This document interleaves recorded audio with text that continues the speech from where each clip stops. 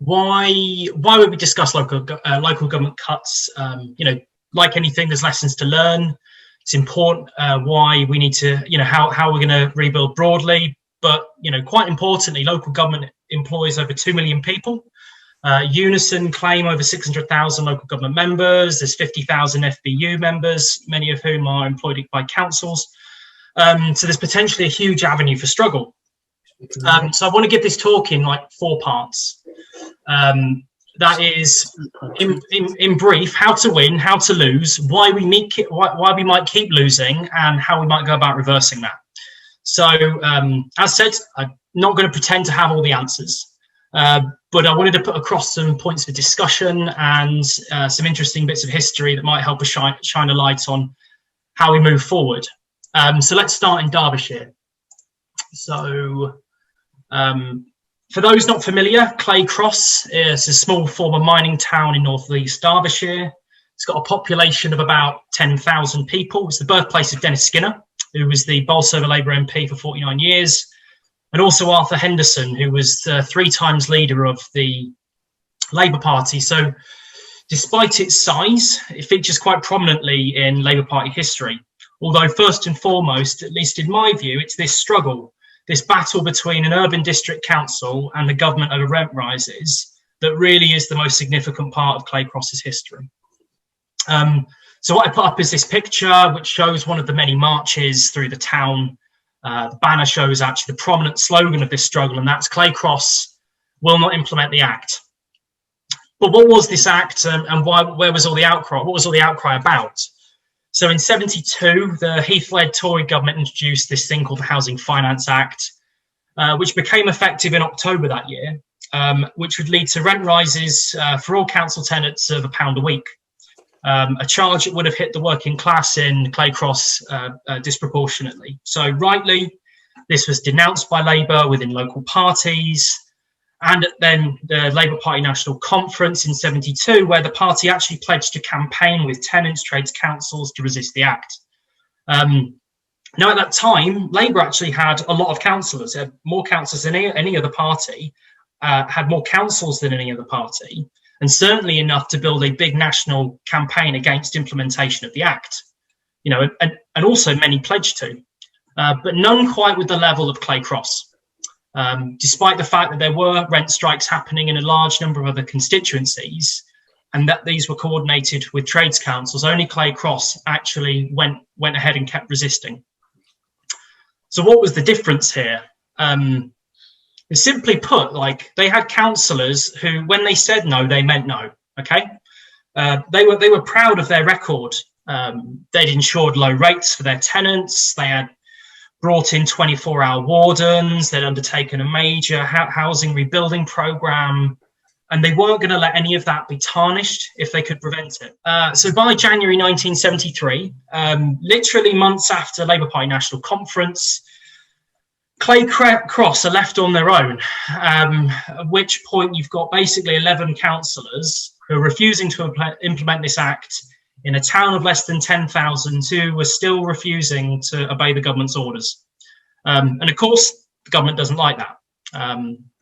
All the councillors get surcharged, over £6,000 in total, an amount that goes over a £2,000 amount that means auto disqualification for them all. Okay. One aside here is that no such surcharge exists today, so it's worth bearing in mind for our discussion later. So the councillors fought this. They took the government to court. They ended up in the High Court in July. Despite that, the decision was upheld and they're all disqualified. But these councillors had tactics, right? They were organised. And 10 of the 11 people that had been chosen to replace them had all agreed to adopt the same policy. They all refused to implement the Act as well. So now you're at a point where you've got 21 councillors standing against the government, 11 of which have been disqualified. So what do the government do? They send in a commissioner and they basically say, okay, well, this commissioner is now going to collect all the rates on our behalf. How much did the commissioner collect? Not a penny. Okay, they got nothing. And the reason for that is because this wasn't just a struggle between 21 councillors and Heath's government.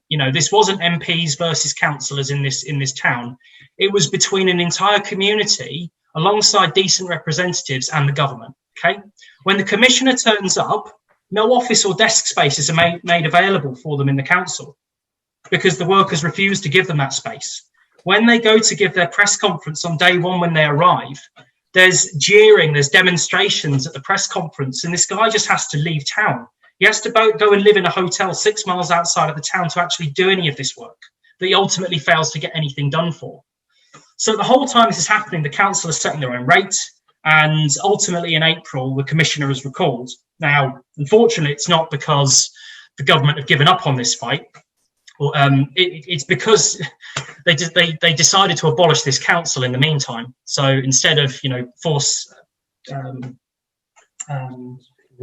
councillors to go ahead, they realised they wouldn't actually bend the will of the councillors here, and they would just have to abolish the council. The Labour Party form a minority government a month before that. Despite that, and despite them amending the Housing Act ultimately that year, from what I've understood, given the collusion between some Tory MPs and 17 rebel Labour MPs, that government was actually unable to have those surcharges and disqualifications removed. So ultimately, the fight led to 11 councillors being declared bankrupt, and the other 10, the second 10, were actually bailed out by hardship funds, but it did result in serious financial penalties for those involved. So what does this dispute tell us? Well, I think most importantly, no matter how small some of these council struggles might seem, all-out confrontations with the government can be victorious when they're coordinated, all right?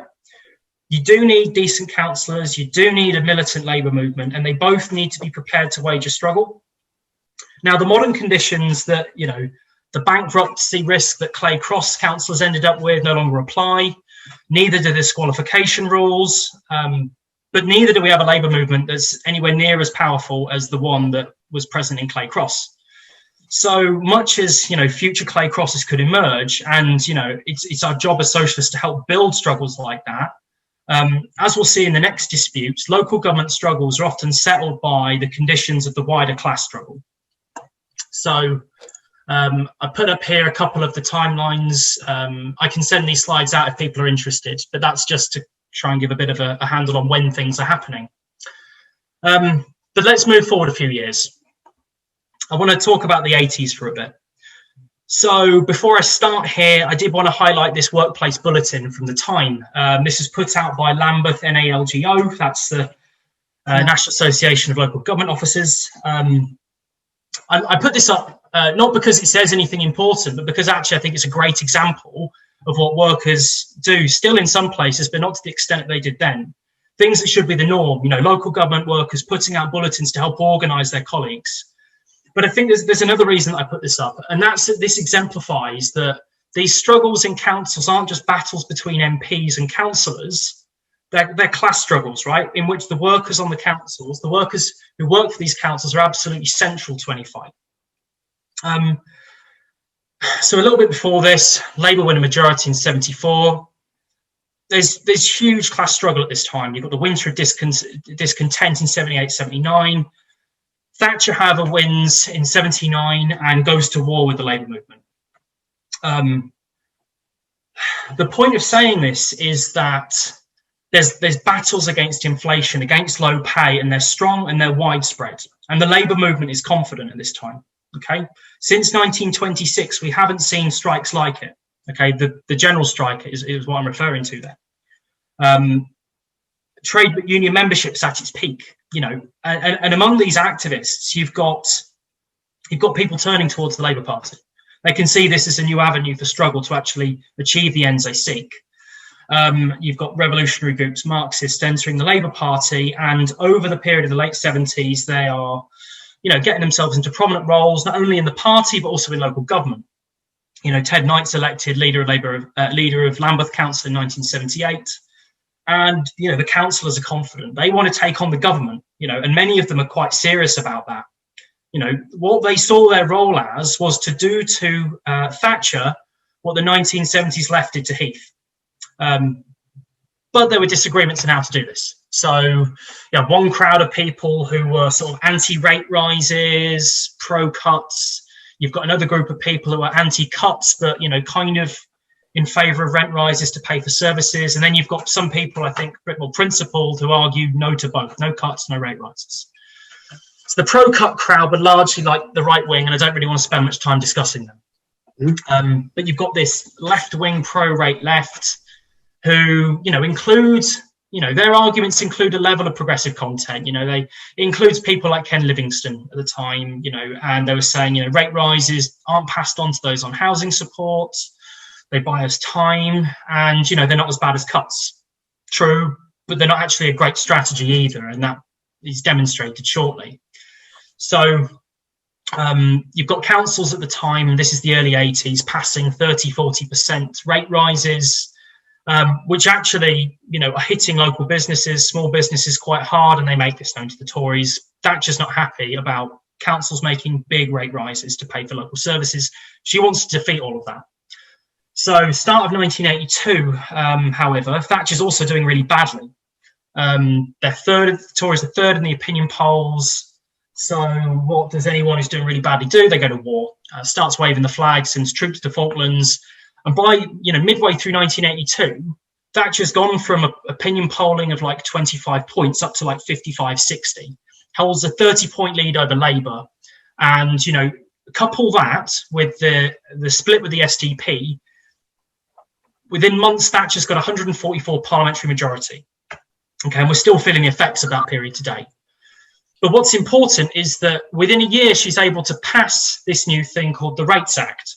And this rate capped those councils that were passing these 30-40% rate rises, meaning even some of the councils that saw rate rises as an alternative to cuts might actually start to have to consider that, okay? Or they'll have to come up with something else. And I guess this is sort of the second part of the 1980s that I want to talk about. Okay, I put this up for now, but I'm going to come back to that. Because I think it's important to recognise the Tories aren't flying high everywhere. Thatcher isn't, winning in every constituency and at every level. And the class struggle still has a sting in its tail, right? The miners' strike starts in March 1984. And also you've got this situation in Liverpool. And Liverpool was never a Labour stronghold in this period, by the way. It only got its first Labour majority in 55. It traded this with the Tories throughout the 60s and 70s.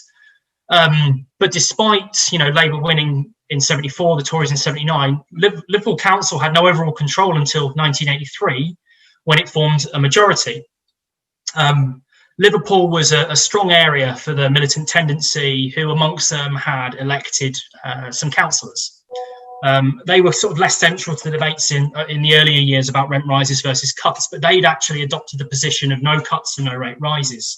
And sure enough, as most will know, Liverpool City Council do go on to fight the government. And you can see here a picture that I believe was taken in 1984. And it's a Labour Party young socialist holding a banner that's got 1984 half-time, Liverpool 1, Jenkins 0. Jenkins, the Tory minister at the time. And their prediction for 1985, and that's that Liverpool are going to beat the government 2-0. I'll leave the conclusion of what actually happens up to you, whether or not you think this bears the truth or not.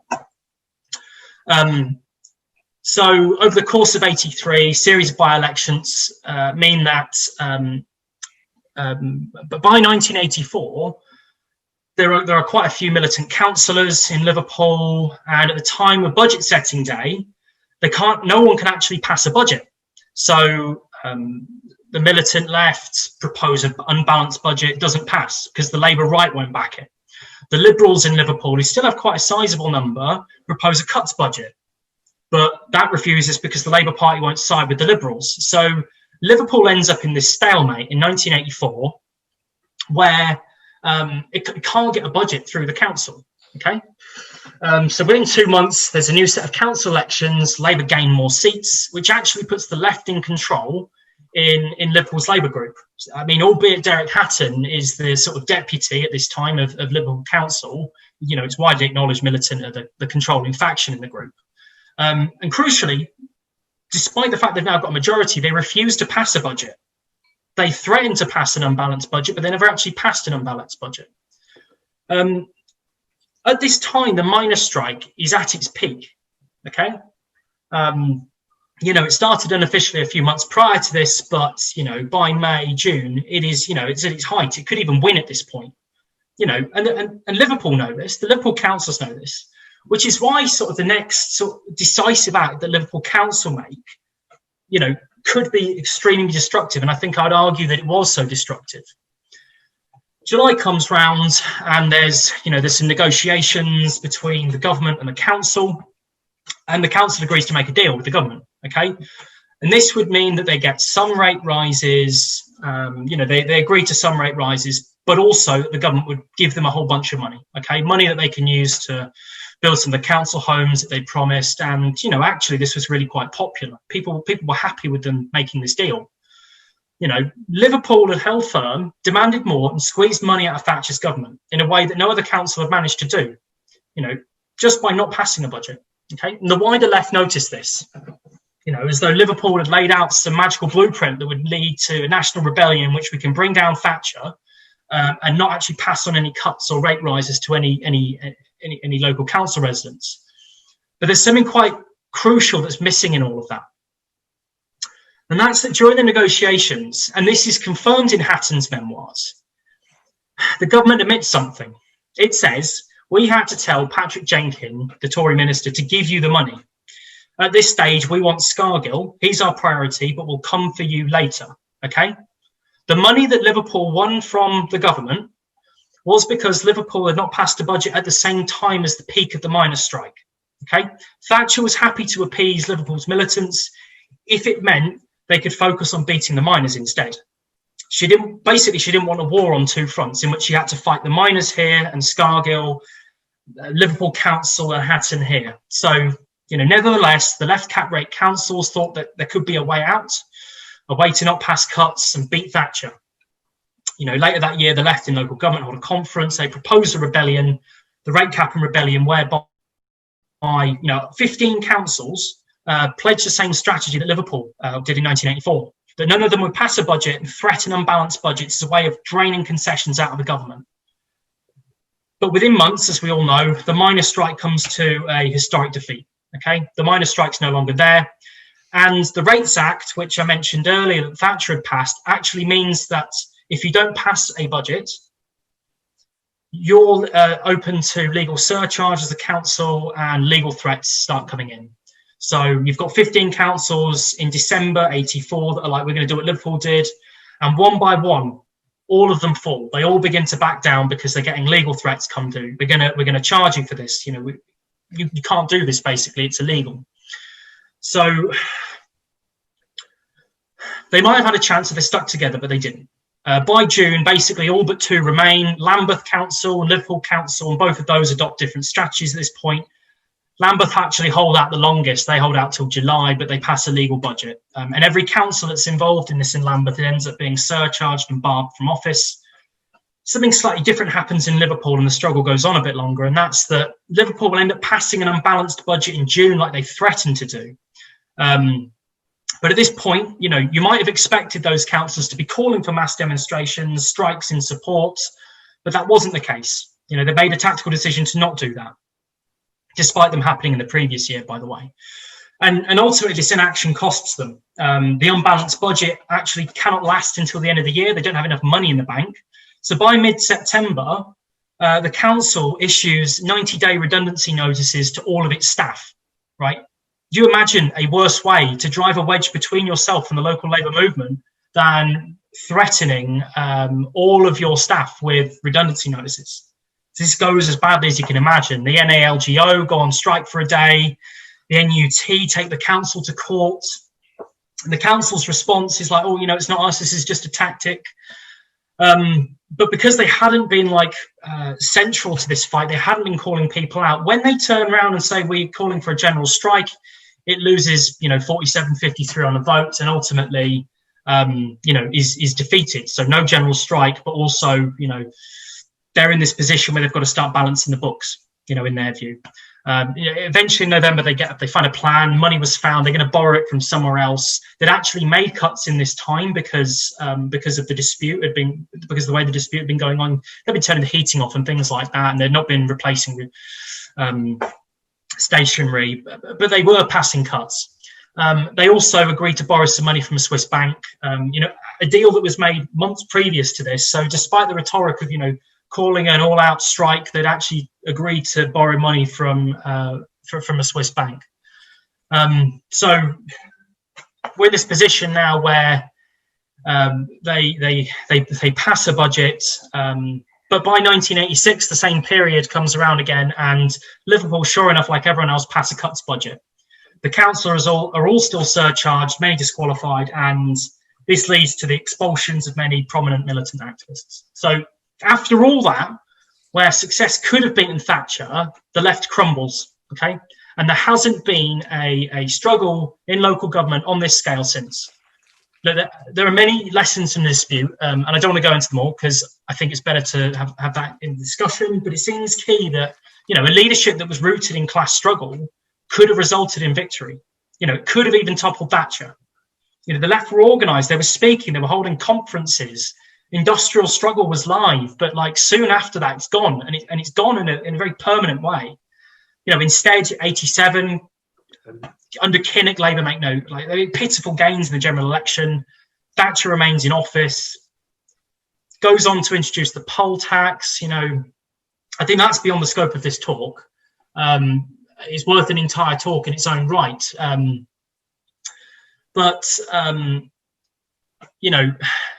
This decade of defeat basically is the result of not fighting hard enough, and defeats that are our defeats. Okay, I think before I want to say something briefly about the modern era, I think it's worth just saying the poll tax is defeated quite quickly over a couple of years.